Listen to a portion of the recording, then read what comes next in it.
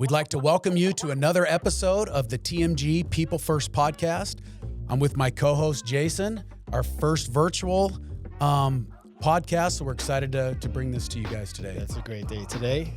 Trying something out new, so we should have some fun. Yes, we always try to have some fun, and I'm really excited to bring a matchmaker here today. Not the kind of matchmaker you may think, but he is an owner, investor in GPLP.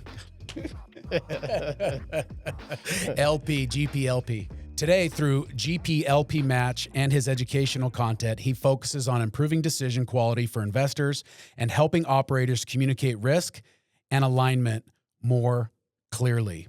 So he's in the real estate business and has quite the career that he's going to share with us today. And I'm really excited because his business model is unique as he matches investors together with operators and different LPs and GPs, and he's going to get into all of that with us today. So super excited for today's episode. He's got a great story. Aleksey, do you go by Aleksey or you go by Alec? Usually, jokingly, I usually say you just skip it. If you're really keen on pronouncing it, the best way to describe it is Alex and then A, and then you put them together. Aleksey. So Aleksey, thanks for coming on. We appreciate you and looking forward to having some fun today. And we generally get into some questions, but we always start with a tradition here at the TMG People First podcast. And we always ask our guest, what's the first thing you think about when you wake up in the morning? Usually one of two things. Either my kids are awake, and in that case, it is, how do I get them to school on time while not losing my patience? If my kids are not awake, then it's probably something work-related, such as, is there enough cash to pay my employees this month? Yeah, it's very, very common. Another question for you. If you're 14 years old and you're in Tucson, you got $10 or $15 in your pocket, what are you doing on Friday or Saturday night? Well, it's a funny question. So I became religious at some point. So now Friday night to Saturday night, I celebrate Shabbat. So I actually don't really go anywhere. It's family time. So I guess maybe the answer is I would spend that $14 on some food and have some fun with family. There you go. That's cool. When we were preparing for this podcast, we, put in our LLM, our Chat GPT, everything that it knows about you. And it gave us the song. We said, hey, what's a song that would embody him? And it says, Lose Yourself by Eminem. And I thought, that's cool. No one's gotten Eminem before any of my clients. I do that with prospects and clients. They seem to like it. So does that surprise you that Eminem came up based on your career, or is that not a shock? I mean, I used to listen to him in high school, so I guess I'll take it as a compliment. There you go. There you go. Well, I want to get into your early childhood because it's super interesting. How does somebody that's an immigrant from Russia come over here around 11 years old, end up in Tucson, and then ultimately get up into institutional real estate? I mean, I would love to hear that story. It's very unique. Yeah, I guess the answer is similar to I think can't remember if it was my dad or my grandparents always used to ask me as a kid, how do you eat a whale? And as a kid, you're like, well, I don't know. And the answer is piece by piece, right? So meaning, I think the only answer to that, guys, is like just slowly, one day at a time. With all the struggles, you sort of slowly, I as you said, I came at 11. The first step was like, can I understand what people are saying around me? Can I, understand how America functions, what's important? There's like sort of stories upon stories, even in that part of life. But thankfully I had like really good, really, really good parents, an amazing older brother, and, a handful of like really special people around me that slowly pushed me to like go to college. Introduced me to the world of finance almost by chance. That's a whole other, maybe that's another funny topic, but like eventually I sort of went to the investment side, but not real estate. I sort of started in like algorithmic trading in Israel, did some distressed debt, strategy consulting, turnaround work. And then once I came back to Arizona, which was now around 8 years ago. I landed at Store Capital, which was really my first, like, I would say, proper real estate exposure. And it was an amazing time. I'm really grateful for that time. And obviously, after I spent some time there, I decided to leave and slowly building up, I guess, my own brand. Two follow-up questions, then I'll throw it to Jason here. One, what do you remember about Russia? Because you were obviously young enough to have some memories there. And then two, how long were you at Store Capital, and why did you ultimately decide to leave and start your own business and brand? And for the what opportunity did you see to be able to make that move? I mean, the first thing that comes to mind, I don't know, maybe it's just because we tend to remember negative things. But the one thing I remember in Russia is like going to get bread, and I like get chased down by some person that was like probably not so mentally healthy as a kid. So I didn't go out again by myself after that. But funny enough, I still tend to remember it. Obviously there's some good things in Russia too, but definitely some challenges. So very grateful to be in the US. In terms of Store, I think it was like a total of 4.5 years, give or take.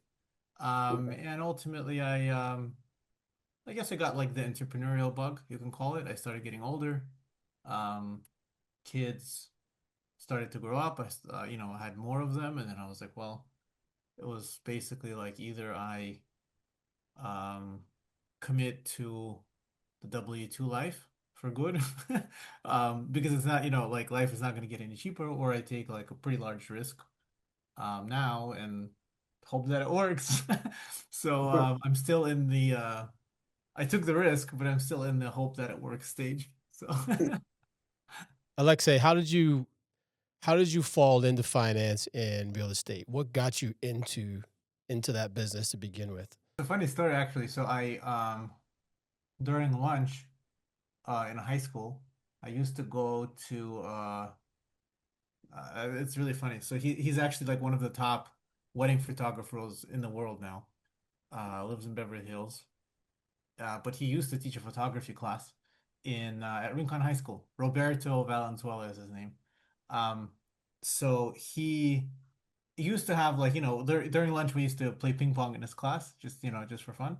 And I initially went the engineering route because his wife was a material science engineer, and he was like very much probably my only mentor at the time that I sort of knew that was semi-successful and like knew about college and whatever. Um, so engineering like wasn't so interesting to me. And then I went back to Roberto and I was like, hey, like not like really enjoying, you know, chemistry as much as I thought I would. What else do you think I would be good at? And he was like, like you're pretty good at math. I feel like you would like Wall Street. And I was like, what is that? Like I had literally had no idea what investing is, what stocks are.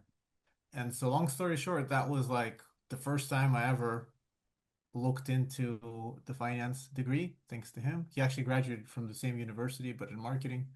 Um, and yeah, and then I sort of started adding majors when I got excited. And how did you make the transition from finance to real estate? Like, what was that transition like, and how did you end up in the real estate or interest in real estate from finance? Yeah, I think the transition. So I was like more knowledgeable about like credit, what I would say, like meaning businesses and understanding financials more than I knew real estate. But the first real estate gig that I landed was at Store Capital here in Phoenix, which was a really nice mix of the two. They buy single tenant buildings leased to businesses that tend to be like on the smaller to mid-size, and the financial health of that tenant is extremely important. So even though you're buying real estate, you're sort of like you're almost like a credit investor in a sense. And so I sort of knew the credit side somewhat well. So I was able to contribute there. The real estate side I was pretty new to, so I started learning it. Yeah, I spent like 4.5 years there. You mentioned you got the entrepreneurial bug. I think, and Jason has been an entrepreneur his whole life, and I kind of have it too. It's a life sentence, is what Dan Sullivan says. He's a guy that owns a strategic coach, and he coaches entrepreneurs. And that's what he says. It's a life sentence. So speaking of this life sentence that we're in of entrepreneurship, tell us about your business. Like exactly who's your ideal client profile? You know, if you were just working and you had the ideal situation, how does it look and how do you help people? I started something called GPLP Match. That was a year ago. Um, and it does exactly what it sounds like. It matches GPs who are basically buying a commercial building and looking for investors to those investors, which are called LPs. The LPs range from, someone who just became accredited yesterday. Maybe their NVIDIA shares vested or something. They cashed out a Bitcoin. Um, or or it's someone, on the pension side, endowment side, we have like very, very large investors on the other side, and we keep the entire 2,500 base of LPs happy by filters. So every single LP sets a filter for the types of deals they want to see, so they can make that as narrow or wide as they'd like. Someone might want, multifamily deals in Texas and nothing else. And someone might say, I want to see medical office only, but in any states, right? And you can imagine how, there's like 20 different filters that you can set, and they can sort of um, set them, change them however they'd like. And I just, my job is to, only email them with deals that they want to see. On the GP side, we have GPs posting deals. Again, that as long as the deal is in the property is in the US, that works. It can be any property type. In fact, 2 weeks ago, we added natural resources as a property type because we started sharing, some pretty interesting like lumber yard type investments, which were a little bit too exotic for us before. Um, yeah, so so we've expanded and hope to continue to do. I think I just in closing, I guess the unique part of the platform is that because LPs tell me what they want to see and continuously update their filters, and because GPs take the time to upload the deck, that connection for me is, I don't want to say effortless, there's like a little bit of time, but most of it is done through software, right? So like I don't charge for those connections. Instead, we charge advertisers to run ads on the platform, and we also have subscriptions on the GP side if they would like data and feedback type of analysis. Interesting. So I'm an LP or a limited partner. I become an accredited investor.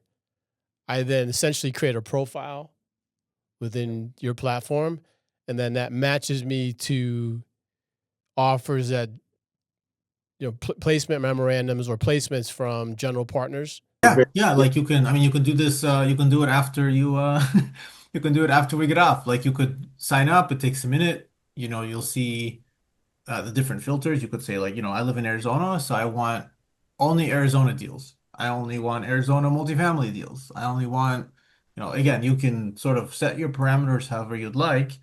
And then whenever a GP submits a deal that matches your specific criteria, Jason, so then you get an email. It's very easy to like understand why the deal landed in your inbox. You could see the deals deck, and there, with a click of a button, you can reach out to the GP and ask them about, looking at their model, looking at their track record, questions on the deck. You basically take it away. I'm not a broker dealer, so I don't get involved in those conversations. It's yours to have, and you just go for it. Isn't that cool? That's very cool. So I just like when people provide value. So he's providing value to, the GPs and the LPs, but then he removes the friction so value can naturally kind of flow, but then he's monetizing through subscription and through people that value his database. Like I think it's a brilliant For sure. a business model, like really, really cool. Well, because as a limited partner or someone that looks to make varying degrees of investments, right? Like sometimes it takes away the barrier to entry for like a knowledge base that you generally may not have. You want to express an interest in real estate, but you really don't know where to start or how to get involved. Not everybody has a mentor that Correct. can just say, "Hey, come invest in multifamily with me," right? And when you get educated and you realize, hey, it doesn't take, yes, it takes money to invest, but you just can get smarter, and he removes the friction on almost every side of this. Like, that's what I just think is fascinating. I guess one of the big reasons I started this was it's like a very simple idea. Like I just fundamentally believe that really good deals they should not take GP's time to capitalize really good deals. Now, of course, everyone thinks their deal is the best.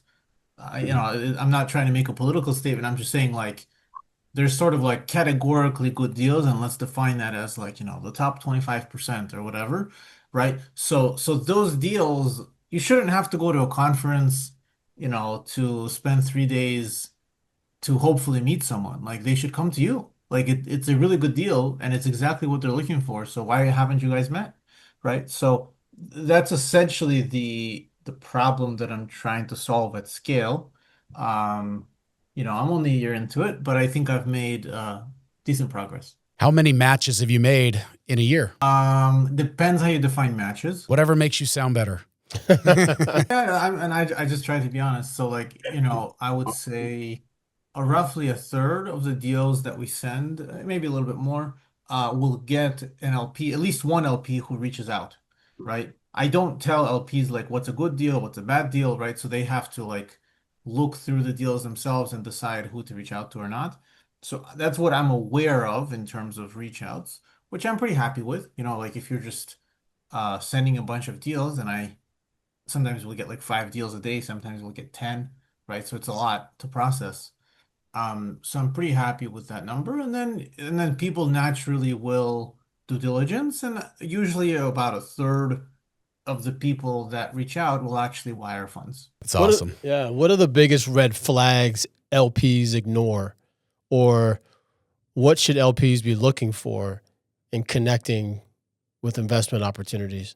I think LPs tend to, I mean, I have like almost endless articles on these topics for those people that are interested, but I'll just highlight a few. So, I think the most common thing for, let's call it, unsophisticated LPs is to sort of like start digging into the numbers. They like go straight to the financials to figure out whether this is a good deal or not. I authored something called the 3 pillars of LP investing, which are in order of importance, just my opinion. And the last pillar, number 3, i.e., still important, but the least important, is the property itself, which might surprise people. They're like, what do you mean? They're like, how could it be that the property I'm investing in is the least important? Right? Well, number one has to be the person, I imagine, right? What'd you say? I said number one has to be the person. Yeah, exactly. So number 1 is like the GP themselves. Like, you're investing ultimately in a person. That person, whether you like it or not, will make decisions that you might not agree with, in difficult times. And so you really have to diligence the person. You have to diligence their experience. And I always say it's okay if someone doesn't have experience, as long as you understand that they don't have experience, and that that's an additional sort of like execution risk going in, right? So that's the biggest pillar, the most important one, and I would say probably the one that's most overlooked. People tend to, like, I don't know, someone is nice to them or they invited them to lunch, and they're just like, oh wow, like, he's so nice to me, or she. It's like, well, maybe there's a reason. They laughed at all your jokes. You can't be that funny. Exactly. So, I would say that's the biggest one. Again, there's, I wrote something called like top 15 syndication mistakes that, like, people can spend a whole hour reading, and there's a bunch of other articles too. Cool. I have a question about the downside. So when people do fail, is it typically they just aren't aligned, or things just go bad and they weren't prepared for that? Because for me, like, I remember my dad would always tell me it's better to be in a bad deal with a good partner than in a good deal with a bad partner. And to me, that starts making a little bit of sense as we're talking about matching and understanding the person. But is it bad judgment? Is it bad math? Like, I know Jason kind of asked this question, but I guess give us a little more clarity on typically when something does go wrong, why? I guess I'll say two things. I'll start with the LP side. So on the LP side, I think there needs to be some education because I will frequently get calls as follows. LP calls me, and I do some like LP advisory work for context. So the LP calls me and they're like, "Hey, so and so is is committing fraud. Like, do you know someone at, the SEC to get them, hosed, so to speak?" And I'm like, "Well, tell me more." And they're like, "Well, I have been in this deal for 5 years, have not gotten one distribution, and then they just sold without even telling me." And I'm like, "Continue." They're like, "Well, I literally just got my money back. Like, I invested $1 million, didn't get any distributions like they were planning to distribute, and then I got the $1 million back. So like clearly it's fraud." And I'm like, "Okay, which year did you buy it in?" "Oh, 2021." "Okay, what was the going in cap rate?" I don't want to like get too in the weeds, right? But meaning as you start unraveling the frustration, you realize, and sort of if you educate them, that they actually got really lucky that they got their $1 million back. And so perhaps, I don't know, sometimes LPs don't read their emails too, there's a balance here. But like sometimes the GP was not the best communicator along the way.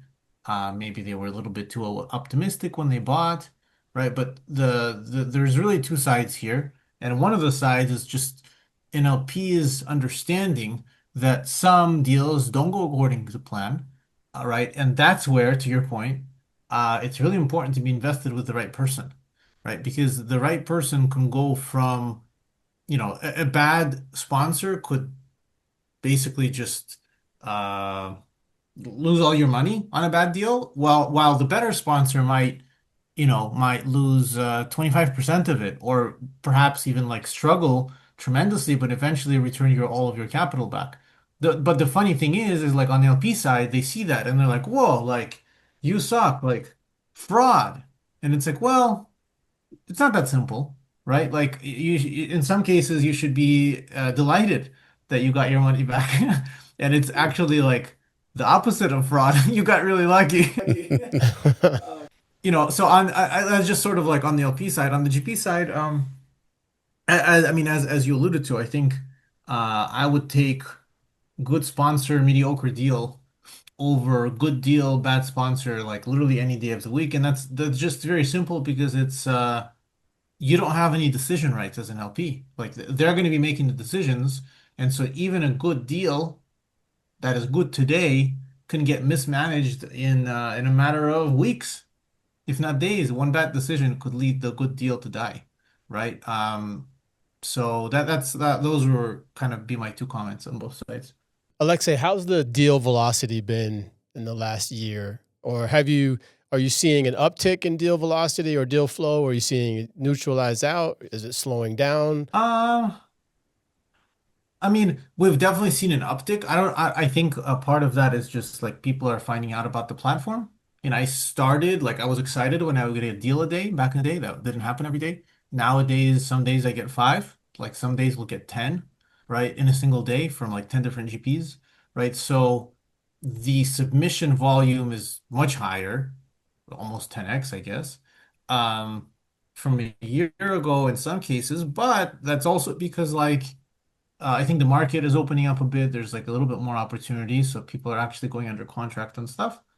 Um, and um, and people are just more aware of our platform as well. So I'm not.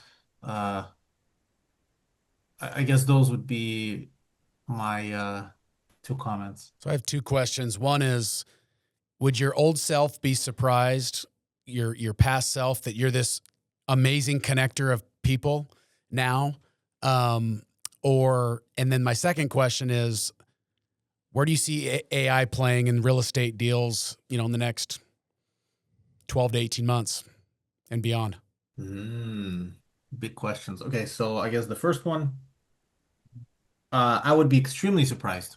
In college, I was like a very nerdy. Guessing you were introverted. Yeah, extremely introverted. Like I literally sat in the library over the weekends. I didn't keep Shabbat yet. And I'll tell you what changed. He deserves a lot of credit. At some point, I was in Israel with a friend. We were on a bus, and I asked him like, "Hey, let's say you didn't need to worry about money. Like, what would you do?" And he just turns to me like without any hesitation, and he's like, "I think I would just connect people." And I'm like, "What? Like, what do you even?" I literally did not understand what he was talking about. And he was like, I just love connecting people and like making those relationships. And I was just like, Amit, like I have no idea what you're talking about. Clueless to that being a thing, literally. So we spent like about a half an hour with him explaining and giving me examples of like how he connects people for, job opportunities and like networking and mentorship. And I was like so blown away. And I mean, we joke about it now, but like I think I've made it a very big part of my life to do that outside of GPLP Match. And it's a little bit funny, I guess, that I ended up in a similar domain within GPLP Match.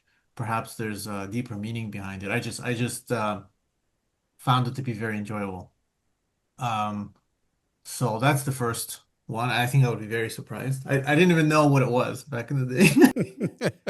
On the AI question, it's I guess the verdict is out, but I'll tell you, something interesting. I just got lunch with someone to be anonymous, but he's like probably one of the largest real estate funds based in New York. Does a ton of deals.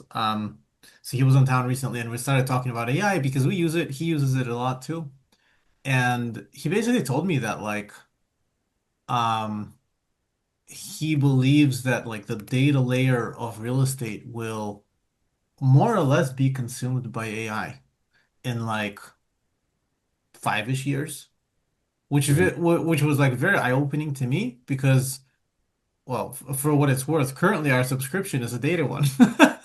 So he was just sharing that with me like, as a friend because he was like, "Hey, like, do you think what you're doing will be obsolete in 5 years because some of these LLMs are,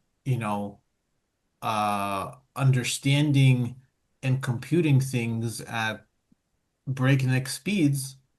And yes, they don't have full context and intelligence like you yet, but don't you think they will catch up to you and perhaps get even better? And to be candid, that kind of stopped me in my tracks. I was like, man, I haven't considered that.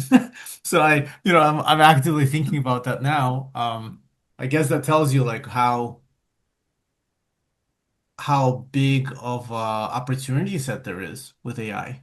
I mean, I think it's very big. I think real estate wise, we haven't really hit um that I think that niche hasn't been hit that much yet. But I mean, I think it's coming. I use it more and more for sure. And so I mean, my software guys are on like using uh there's like a bunch of different LLMs that help with coding, but it's like it's almost nonstop now. And there's Claudebot, my co-founder, uses it all the time. I'm just trying to catch up, basically. How are you using? So how are you finding emotional bias in the deals that you help put together or help facilitate? Are are we getting less emotional bias in terms of LPs and GPs or more? Yes, my bias in the deal making. Not necessarily your bias, but a bias in the LP or a bias in the GP. Are we finding that more data is providing more clarity at times, or is more data making things more difficult? It's actually a really interesting question. I guess my first reaction to the question was I'm a big believer that data is good and it helps you make like better decisions. Um, I think the problem is, and I'll just be transparent with you guys. The problem is what happens when there's too much data and the person on the other end like can't compute it all. Like they just like get overwhelmed. So I've seen a little bit of that. Like our GPLP match really started with like a lot of retail LPs, sort of like accredited, maybe like smaller family offices. Nowadays we're getting like very large LPs that sign on. Um, but the retail crowd sort of is very binary from what I've seen. Like either they are sophisticated enough to like say, okay, like, well, the only way I can learn is to see a bunch of deals, and that's what this is. So I just need to brace myself for like a deal a day, or sometimes a few deals a day, right? And that's good. Like meaning I want to see that to be able to compare across GPs, across decks. I'm going to ask questions, see how people respond to me, right? And learn from that and become a better investor. That's sort of like one type of LP, retail LP. Another type of retail LP, they sign up, they get three deals the same day, and they're just like, whoa, unsubscribe. Yeah. And I'm sort of joking, but that's the reality. Like I have not had I reach out to them for feedback, and the feedback is just like it's too overwhelming. Like I don't know, like you sent me three deals in a single day, or maybe five deals in a week. Like I don't know what to do with it all, right? And so, I guess that's on me in a sense that like, I mean, I'm not an RIA, so I can't tell them where to put their money. Um, but that I think very directly addresses what you're saying. Like there's really a balance. Data is really good, but perhaps at some point there's too much of it and it's too difficult for people to process it. And so they almost would rather not see it. Yeah, we've experienced that the world is definitely speeding up, not just with when COVID and then now you got AI. We've seen decisions stall even when value is clear. And on our side for sure. So, well, I could talk about this all day since all my clients are in real estate and they'll love to meet you, I'm sure, because they're always raising money. But we kind of want to end with talking about your next goals. What's next for you? I know you're a year in the business, and you're still in hope mode, but you see the proof of concept and deals are happening on your site. But what's next for you? What's next for you the next year or two, business wise, personal wise? What are you excited about? What are your goals and what do you dream about, man? I'm trying to grow the business. What's interesting is like it's a business that like I'm not aware of any of our competition after a year. Like there are some people that are doing adjacent stuff, right? And so I'm in this like very difficult place. First of all, I've never built a software business. And the way that I'm trying to monetize is the software. Like I'm explicitly not a broker dealer, which is what sort of people are used to in their head. Um, when they think about such platforms. So that's interesting. The second thing is like I don't really know who I should model myself after. So it's just like this um like go figure it out. I don't know, right? And so what's interesting coming back to your question is it's a small team. I'm like really grateful to have five amazing people. I guess or four or five including myself. And we're tinkering. That's the reality on the ground is like, something works and we go deeper, something doesn't work and you can get too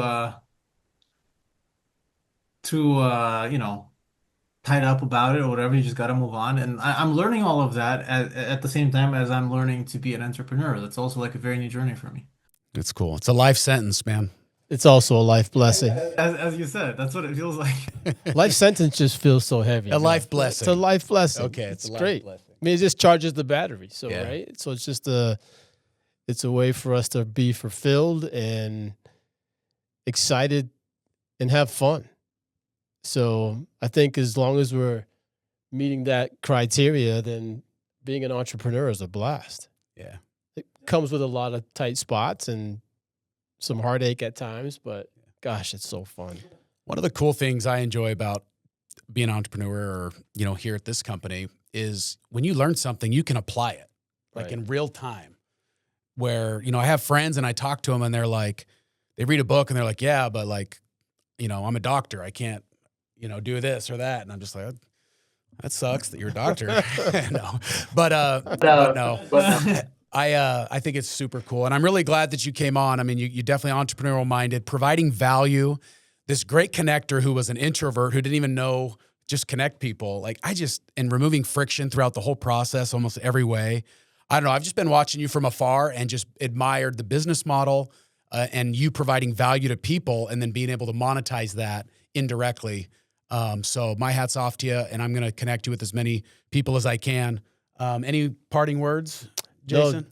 No, great to meet you.